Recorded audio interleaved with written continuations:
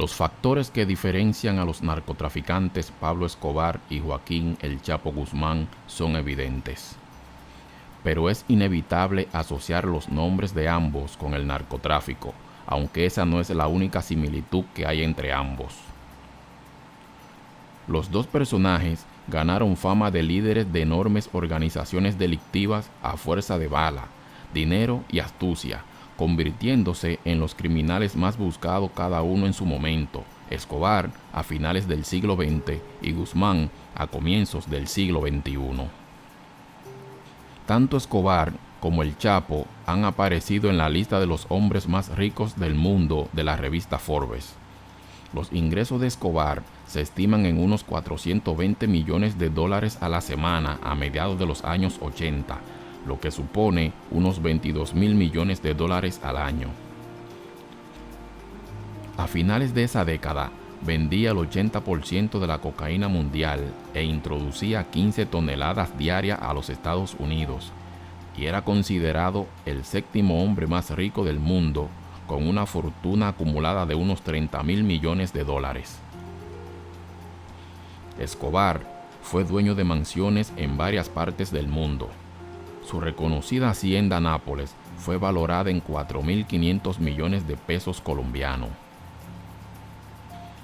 Con la desaparición de Pablo Escobar y la posterior caída del cartel de Cali, el Chapo Guzmán, como jefe del cartel de Sinaloa, se hizo con el control del 35% de la cocaína producida en Colombia, y según la Administración de Control de Drogas de Estados Unidos, suministró el 80% de la heroína, cocaína, marihuana y metanfetamina que llegaba a la región de Chicago cada año, llegando con esto a tener una fortuna estimada de unos 12.666 millones de dólares.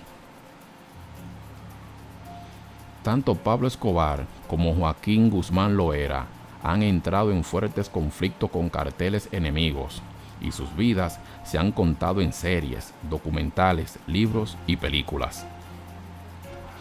Entre ambos, también existen factores que lo distinguen. Uno de ellos fueron los distintos conflictos a los que se enfrentaron. Mientras que el Chapo enfocó sus fuerzas militares en la lucha contra carteles enemigos y contra las autoridades estatales de nivel local, Escobar le declaró la guerra al Estado.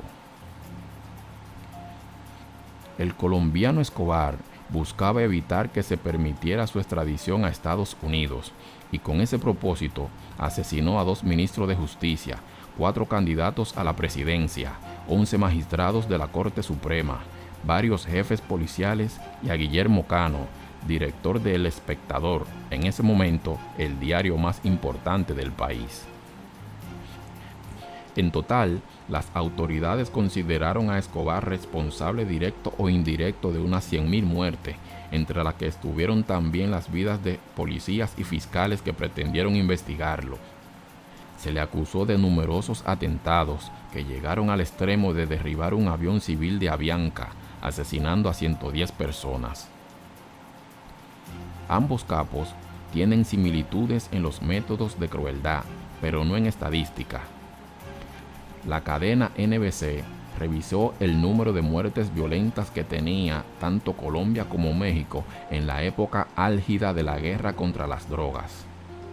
En Colombia, para el año de 1987, la cifra de muertes era de 52 personas por cada 100.000 habitantes, mientras que en México, en el 2011, era de 18 personas por cada 100.000 habitantes. Otro factor que distinguía a ambos capos era el manejo distinto de la imagen. Escobar se involucró en la política colombiana y consiguió algunos cargos públicos. Además, realizaba labores sociales, también construyó hospitales, escuelas e iglesias y cultivaba una imagen de Robin Hood con la que conseguía la simpatía de los pobres. Mientras que el Chapo nunca mostró interés en la política y mucho menos en realizar obras sociales. Se enfocó en ser la cara visible y reconocida del cartel de Sinaloa, realizando un sinnúmero de actividades ilícitas y criminales.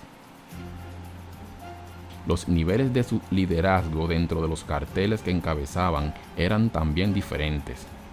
Aunque el cartel de Medellín contaba con otros líderes importantes como Gonzalo Rodríguez Gacha, Carlos Leder y los hermanos Ochoa, Pablo Escobar era fundamental para el funcionamiento del cartel.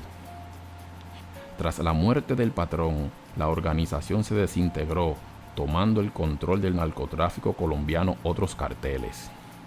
En cambio, luego de la captura y extradición del Chapo Guzmán, el cartel de Sinaloa ha continuado sus operaciones con la guía de otros dirigentes. Otra característica que lo diferencia eran los niveles de poder. Según expertos, Guzmán tenía tensiones con los demás líderes del cartel de Sinaloa. En cambio, Pablo Escobar manejaba la mayoría de los eslabones de la cadena productiva de la cocaína que se vendía en Estados Unidos. Otro punto que demuestra la diferencia de poder es que un grupo de personas sostienen que Escobar alcanzó a significar mucho más para Colombia que lo que significó el Chapo para México. La diferencia sustancial entre ambos capos es ante todo su poder de arrodillar al Estado. Pablo Escobar fue un hombre que prácticamente no dejó gobernar a 3 presidentes seguidos. Su poder de intimidación alcanzó su más alto nivel cuando arrodilló al país y a la constituyente para eliminar la extradición. Parecidos o diferentes, con vidas cruzadas o paralelas, lo cierto es que la leyenda del Chapo, ahora condenado a cadena perpetua en una cárcel de máxima seguridad en los Estados Unidos, puede mermar. La leyenda de Pablo Emilio Escobar Gaviria, 29 años después de su muerte, aún sigue viva. No olvides darle like al video, suscribirte al canal y activar la campanita de notificaciones.